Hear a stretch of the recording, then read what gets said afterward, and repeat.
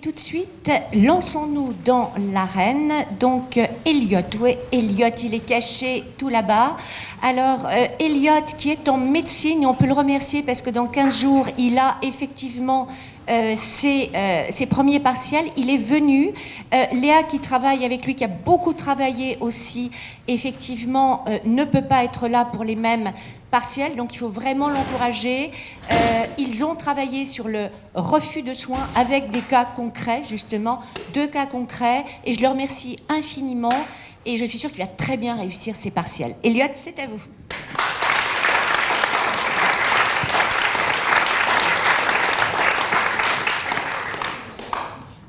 Alors, comme vous l'a dit Madame Poletto, on est tous les... Madame Poletto-Forget, nous sommes tous les deux lancés aujourd'hui dans des études pour faire médecine. Donc ce thème nous a rapidement intéressés et parlé. Parce que lors de nos recherches, nous avons découvert qu'il était possible de refuser des soins, chose qui pour nous était impossible car nous sommes aujourd'hui encore dans une relation au médecin qui est une relation paternaliste, donc avec la rencontre d'une conscience, celle du médecin qui sait ce qui est bon pour la personne et d'une confiance, donc celle de la personne qui accorde sa confiance au médecin. Donc cette notion de refus de soins, elle apparaît relativement tard, avec la loi Kouchner du 4 mars 2002, qui donc introduit cette notion de consentement qui n'est pas encore complètement appliquée, mais qui se développe donc de plus en plus. Avec Hippocrate, et par la suite avec le Code civil et le Code de la déontologie médicale, le médecin il est doublement obligé de porter assistance à une personne en danger, mais il a aussi une obligation de ne pas nuire à cette personne. Or, lorsque la personne va refuser des soins, ce refus peut être vu par l'équipe médicale comme un double échec, oui. Comme un double échec, parce que elle peut pas accomplir sa mission et quelque part la personne va se nuire à elle-même et peut nuire à autrui, comme nous le verrons plus tard. Mais entre le respect de l'autrui et de ses croyances et de ses choix et de sa vie, sommes-nous qualifiés pour déterminer le choix juste? Et est-ce qu'on a le droit de sauver la vie de quelqu'un qui ne voudrait pas vivre, donc par ses moyens, transfusion ou amputation, ou dans ces conditions, par exemple une mise en danger social ou non-respect des croyances les plus profondes? Donc pour essayer de répondre à ces questions, nous nous sommes intéressés à 2 exemples concrets, qui sont la transfusion et la césarienne. Et ensuite, nous avons essayé de réfléchir à des solutions qui nous semblaient envisageables et que nous pouvions mettre en pratique. Donc pour démarrer avec la transfusion, c'est un cas assez général qui représente bien les procédures indispensables lors d'un refus de soins par une personne, parce qu'il faut toujours respecter le consentement de cette personne après avoir tout mis en œuvre pour la convaincre d'accepter les soins nécessaires. En cas d'impossibilité de transmission de ces informations,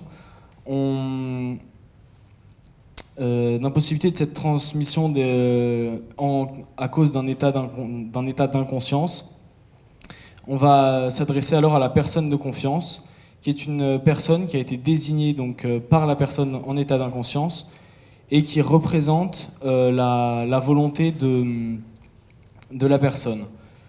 Et sinon, il y a aussi les directives anticipées de la personne qui sont relatives à sa fin de vie et à la limitation de son traitement. Donc, il existe plusieurs causes de refus, notamment donc, pour la transfusion. Donc, on a une mauvaise information à cause du scandale, par exemple, du sang contaminé en France dans les années 80. On constate que beaucoup de personnes refusent une transfusion parce qu'ils ont peur de la transmission de virus tels que le VIH. Mais une fois qu'on leur a expliqué, souvent ils finissent par accepter. En revanche, il existe donc des refus plus durables, comme ceux exprimés par les témoins de Jéhovah, dont leurs croyances proscrivent l'utilisation des produits du corps. Donc dans ce cas où le refus sera plus durable, il est nécessaire de faire signer une décharge par le patient qui serait une pièce justificative en cas de mise en examen parce qu'il serait arrivé quelque chose à la personne à la suite de sa non-hospitalisation. Et donc maintenant, on va s'intéresser à un cas plus concret et plus spécifique, comme la césarienne. Car dans cette situation, il y a un potentiel tiers qui pourrait être impliqué, donc l'enfant. Mais aux yeux de la loi, il n'est pas considéré vraiment comme un tiers tant qu'il n'est pas né, vivant et viable. Ce qui explique le fait qu'il est impossible de pratiquer une césarienne d'urgence hors des cas de danger maternel. Et encore, pas dans toutes les situations, car il faut que le pronostic vital soit engagé à court terme et que les soins soient proportionnés par rapport à l'état de la personne. Donc les refus de césarienne les plus courants sont encore une fois à cause d'une méconnaissance des techniques employées, à cause d'un bouche à oreille qui est très important et qui fausse la réalité de l'opération. Il y a donc une nécessité d'accueillir en amont les femmes pour leur présenter la prise en charge, comment ça va se dérouler, pour éviter qu'en cas d'urgence, on ait à convaincre rapidement la femme.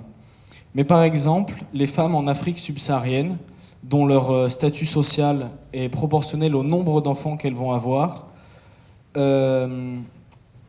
refusent souvent cette césarienne, car la césarienne limite le nombre d'enfants qu'on va pouvoir avoir après, car il est déconseillé d'avoir plus de 2 césariennes, et il est déconseillé aussi d'accoucher par voie basse à la suite de cette césarienne. Donc que faire dans ce cas-là ? Car en plus, il y a une réelle barrière du langage qui empêche la création d'un véritable climat de confiance qui est essentiel pour convaincre la personne d'accepter les soins qui sont dans un premier temps refusés.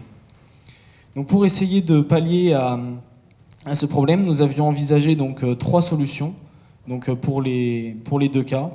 Donc dans le cas du refus de césarienne, pour les maternités de type 3, qui sont les maternités qui accueillent toutes les situations d'urgence obstétrique, il serait préférable pour les soignants d'avoir peut-être plus de personnel et d'avoir des locaux plus agréables, entre guillemets, pour discuter avec la femme en amont, etc.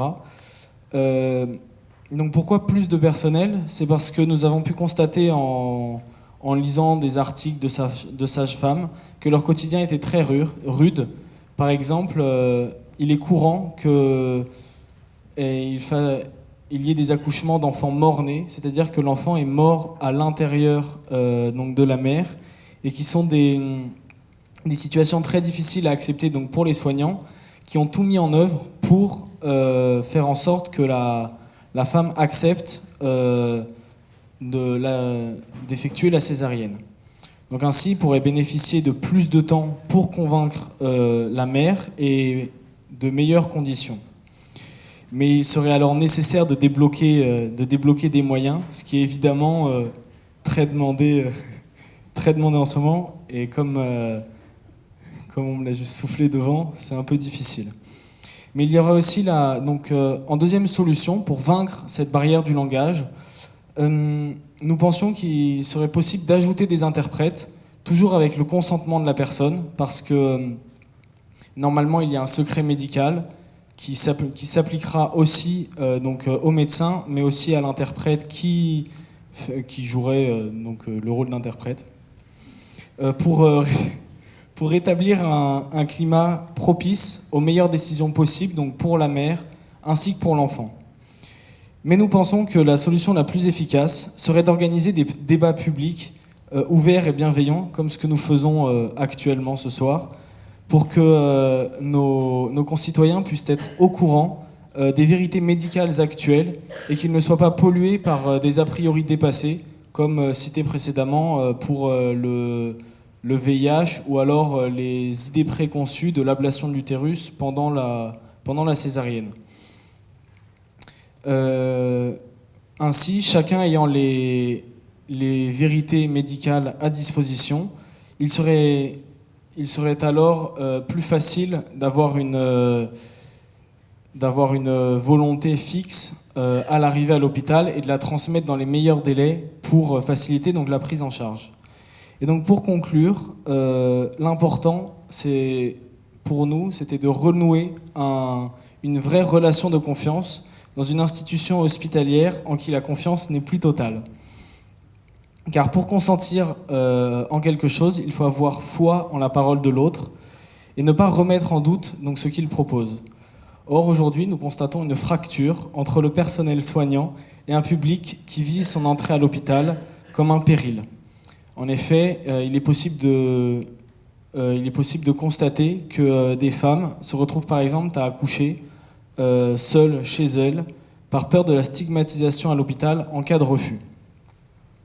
Et donc, nous sommes aujourd'hui dans une situation où il est possible de nous demander si le médecin incarne encore cette figure bienveillante ou s'il n'est plus qu'un technicien pour les usagers de l'hôpital.